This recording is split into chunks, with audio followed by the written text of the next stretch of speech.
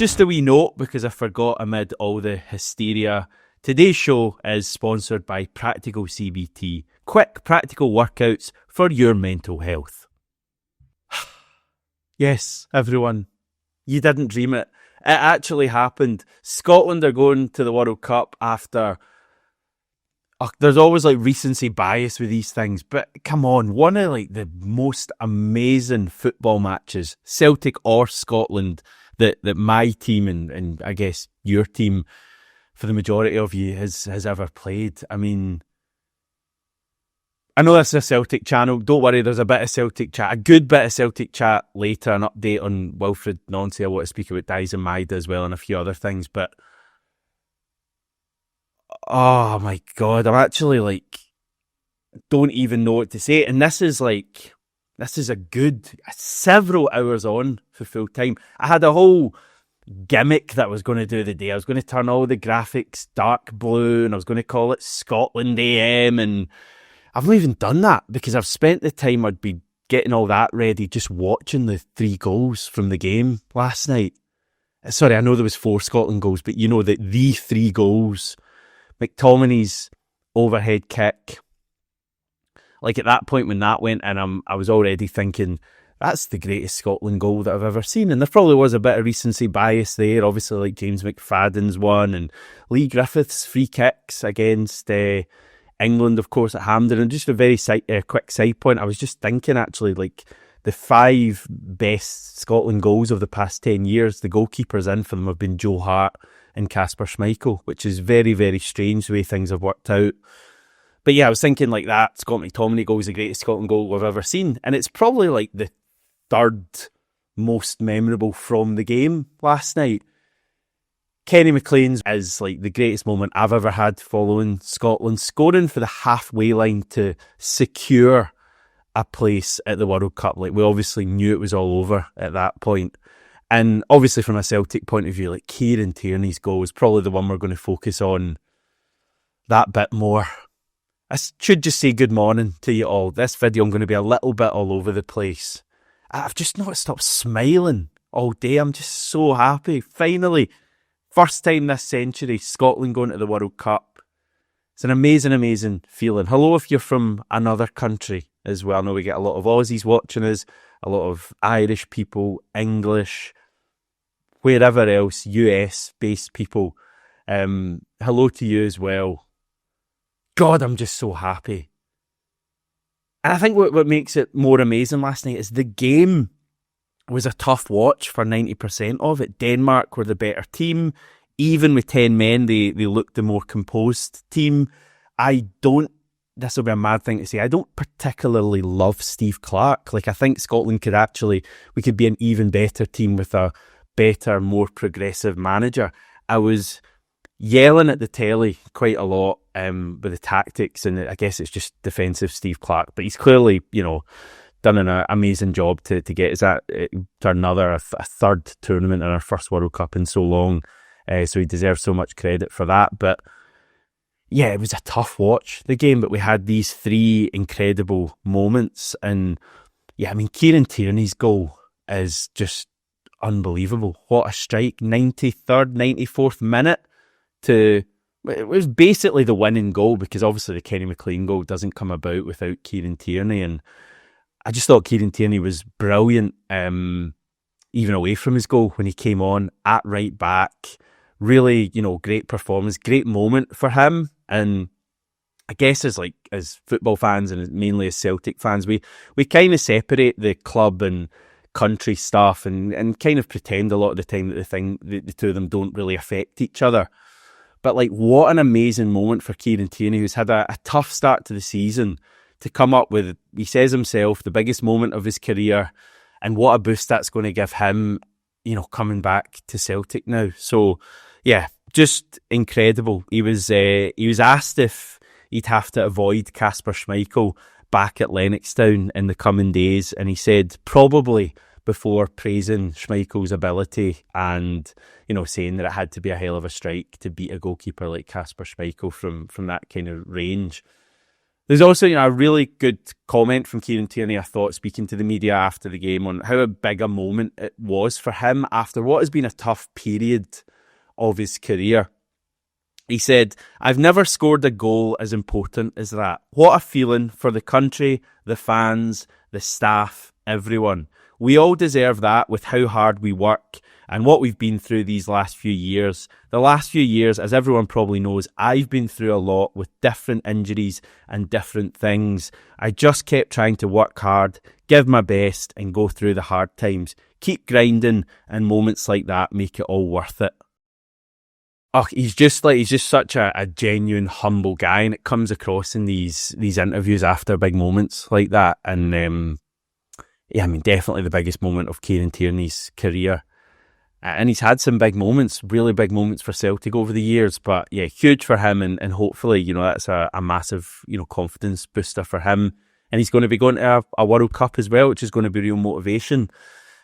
Just a wee thought for Kasper Schmeichel, I think. I know he was getting a bit of a rough time at Hampden last night with the boos and all that kind of stuff. And obviously having 3 worldies, which is a word I'm never ever going to use again on the channel, but I'm just in that kind of mood that I'm happy to use that kind of word. He had 3 of those kind of goals, put into him that, he couldn't really do a great deal about, but it must have been tough, especially, that Kenny McLean goal is going to be already getting shared around the world, and he's the goalkeeper for it. So yeah, difficult for him. Matt O'Reilly was back at Hampden as well, didn't get on the pitch. So they'll both have to go through the playoffs with Denmark now, and I hope they get there because I like those guys a lot. Just a wee note for you on the current Celtic players, emphasis on current, who look like they're going to be at the World Cup next year, because we've got quite a few. I think I've got 7 down here at the moment, and these are players who their countries have qualified, and they are, I'd say, very likely to make the final squad. So Alistair Johnson with Canada, Cameron Carter-Vickers and Austin Trusty with the US. They're both hosts, obviously. You get Sebastian Tinekti with Tunisia, Daizen Maeda with Japan, and of course Anthony Ralston and Kieran Tierney with Scotland. Players still hoping to be there, meaning that they've got playoffs to come through early next year. So obviously Kasper Schmeichel with Denmark, Liam Scales and Johnny Kenny with Ireland, and it'd be amazing to see Ireland at the World Cup next year as well. Benjamin Nygren in Sweden have got the chance to be there via the playoffs, and also Michel Ange Balak-Wisha with DR Congo. They've got a weird kind of intercontinental playoff thing going on with, I think Bolivia, potential opponents, Jamaica. There's a few other countries there as well that they might fancy beating. So, yeah, we could have some more players there. There's also a few players who fit into a different category of their country will be at the World Cup next year, but they are not exactly in favour at the moment. They're not making international squads, but there's still motivation there for them. So Arne Engels, for example, now he hasn't made a Belgium squad for about a year, but there's a bit of motivation for him under a new Celtic manager. It's not as if he's a million miles away from the Belgium setup, and if he had a really strong second half of the season, more than that, then he could force his way into the Belgium squad and get to the World Cup. Marcelo Saracchi with Uruguay, he was in their squad recently. I don't know if he's in their regular squad. Obviously he's injured at the moment, so that might be why he's not in the one for this international break. Well, it clearly has a reason. So he will have a bit of motivation. Reo Hatate with Japan, can he fight his way back into the Japan squad? Hyun Jun Yang, who is probably heading for an exit at Celtic, but South Korea are at the World Cup. Callum McGregor? I mean, could he do a Scott Brown in return from retirement to come back for Scotland and play at the World Cup? I don't think so. I don't think Callum McGregor's that kind of guy. And yeah, I think he's made his decision there, but I thought that would be interesting. Our squad's obviously going to look a good bit different come the World Cup next summer. But I think there's going to be plenty of Celtic interest in it. So it's really exciting, I think, when you've got, Scotland are there, England are there, which is always interesting, Australia are there. You're going to have all these players I mentioned. The hosts, Canada and the US, both have a Celtic sprinkling. The Aussies are going to be there, Socceroos. So yeah, can't wait for the World Cup. And if you are wondering when the draw is, it's not far away, December the 5th in Washington, DC. Just a final note on the international stuff. I mentioned him a minute ago, Daizen Maeda. He played yesterday for Japan. They had a friendly win over Bolivia, 3-0. Japan look excellent at the moment. They were in like a really good winning run that includes a victory over Brazil during, I think, the last international break. But Daizen was back in for Japan, and he played at left wing back for them in a 3-4-2-1. Which I think is interesting because the likely incoming Celtic manager, Wilfried Nancy, more on him in a second, he favours that 3-4-2-1 formation. So I don't know if he's looking at Daizen playing that, and apparently Daizen got rave reviews playing that left wing back position. And I went back and looked at some of the highlights, and it did seem like he was maybe a little bit more advanced than a wing back. He was more of a left winger. It was quite an attacking formation from Japan, but it certainly feels like Daizen can play that. So maybe, although we don't know how long Daizen's got left at Celtic, it might be a matter of weeks. Maybe there's some sort of role for him in this new formation if and when we get Nancy in. So yeah, just a wee mental note for you there.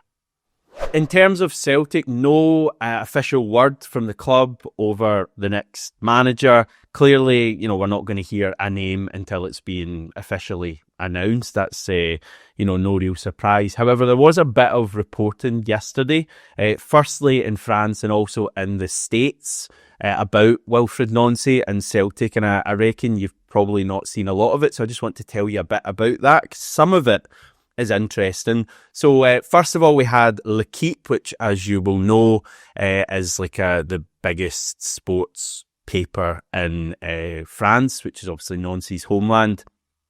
They say that we are in advanced negotiations with them and that we need to reach an agreement with Columbus Crew to buy out the final year of his contract. And they also say, interestingly, that Nancy in the past has been approached by Reims, Saint Etienne and Rennes in France. So I think it kind of just highlights that he does have a growing reputation, and it kind of shoots down the argument that he's like completely undeserving of Celtic being interested in him. So yeah, there's been interest from France in the past in Nancy. The other report / article that I wanted to draw your attention to is from a Columbus-based journalist called Michael Aratze. I think that's how you pronounce his surname, who obviously most of his vast majority won't know anything about, but looking into him a little bit, it appears like he's quite a highly regarded journalist. He's been around for years, very experienced. Previously worked for the Columbus Dispatch, which is the big paper in Columbus, Ohio. He's left them now and has his own site that he owns, where I guess he can be a bit freer, doesn't have to worry about what he says. Bit like me, of course. I'm always saying what I think. So he's written on this website, which is his own, called the Disrespected.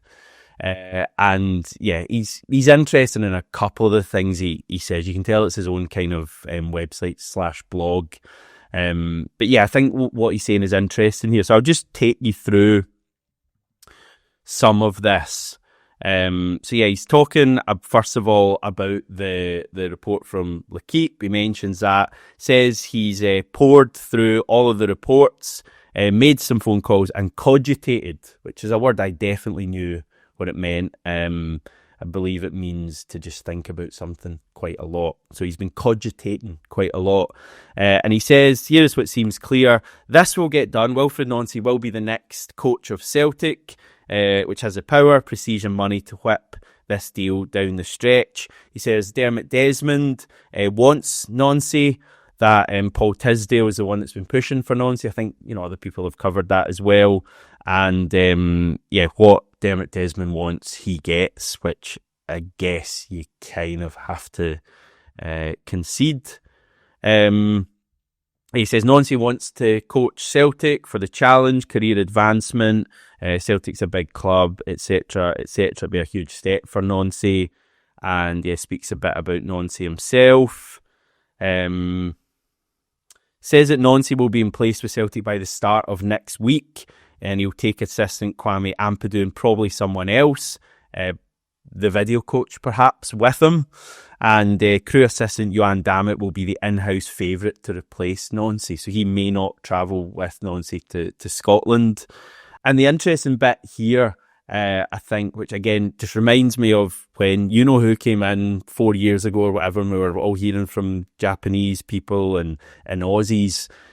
He says Nancy will succeed with Celtic, and in 18 months the English Premier League or Ligue 1 will come calling, and then Celtic fans will be having the same discussion Crew fans are having right now. Again, it just feeds into the whole thing of anyone who has followed Nancy in the USA reckons he is the real deal and he's destined for bigger things. And yeah, I've covered this before the other day in my big rundown on Nancy, but I'm just very excited by the whole thing. He mentions the fact that Columbus Crew spokesperson gave a kind of official position, I think yesterday, saying Nancy remains under contract until 2026. The Crew have not been contacted by Celtic. Nancy continues to work with the general manager Issa Tall on plans for the next MLS season. I do find all that stuff a little bit strange, given all the reporting that they're not even kind of conceding that there's anything going on here, but maybe there's a state of denial there. But yeah, everything you read, whether it be from L'Equipe or Aratze or the Scottish media, says that it's going to be Wilfried Nancy. So I think it's important just to highlight that. Obviously, with that statement that Celtic put out the other day, while it didn't say much at all, it certainly, sent, the general Celtic support into a bit of a frenzy. Nancy's not happening. We're going to have to look somewhere else. I think it's going to be Wilfried Nancy, and there's probably just some sort of complication there contractually. I don't even want to speculate what that would be, but I reckon he's appointed early next week and takes charge shortly after that. Anyway, I'm heading. Definitely not going to get on the beers tonight, everyone. That's definitely not happening. Yeah, chat to you soon.